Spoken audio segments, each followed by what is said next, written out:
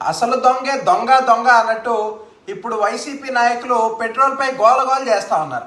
అసలు ఇల్లు కాల్చినాడే ఇప్పుడు బకెట్ పట్టుకుని ఫైర్ మ్యాన్లో పోజులు కొడితే ప్రజలు నమ్మేస్తారా? ప్రపంచ మార్కెట్లో యుద్ధాలు, అంతర్జాతీయ ఉద్రిక్తతల వల్ల క్రూడ్ ఆయిల్ ధరలు పెరిగాయి.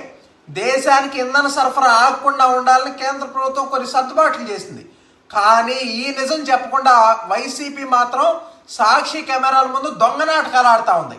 మనం ఒక్కసారి గతాన్ని పరిశీలిస్తే 2020లో జగన్ ప్రభుత్వం ఏం చేసిందండి? పెట్రోల్పై 31% వ్యాట్, డీజిల్పై 22.2% వ్యాట్, పైగా లీటర్కి ₹4 అదనపు వ్యాట్, ఇంకో రూపాయి రోడ్ సెస్. అంటే గేదె చచ్చినా పాలు కావాలన్నట్టు ప్రజల జేబులు ఖాళీ అయినా ట్యాక్స్ వసూలు మాత్రం ఆపలేదు కదా. మరి ఆ డబ్బులతో ఏం చేశారు? రోడ్లు వేసారా? గుంతలు పూడ్చారా?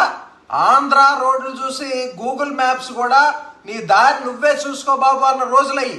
2021లో కేంద్రం ఎక్సైజ్ శాతాన్ని తగ్గించి రాష్ట్రాలు కూడా వ్యాట్ తగ్గించండి అంటే జగన్ ప్రభుత్వం ఏం చేసింది? చెవిటివాడి ముందు శంఖ ఊదినట్టు ప్రవర్తించిందా లేదా? 5 ఏళ్ళు స్టీరింగ్ పట్టుకొని బస్సునే గోతులో దింపిన వాళ్ళు ఇప్పుడు కూటమి ప్రభుత్వానికి డ్రైవింగ్ క్లాసులు చెప్తా ఉంటున్నారు. ఎంత విడ్డూరంగా ఉందాయా? ప్రజలు ఒక విషయాన్ని మాత్రం గట్టిగా ఫిక్స్ అయ్యారు. వైసీపీ మాటలు వినడం అంటే పెట్రోల్ బండిలో డీజిల్ కొట్టించి మైలేజ్ ఎంత వస్తుందని అడగటం అన్నట్టుగానే ఉందని ప్రజలు క్లారిటీతో ఉన్నారని సందర్భంగా తెలియజేస్తా ఉన్నాం.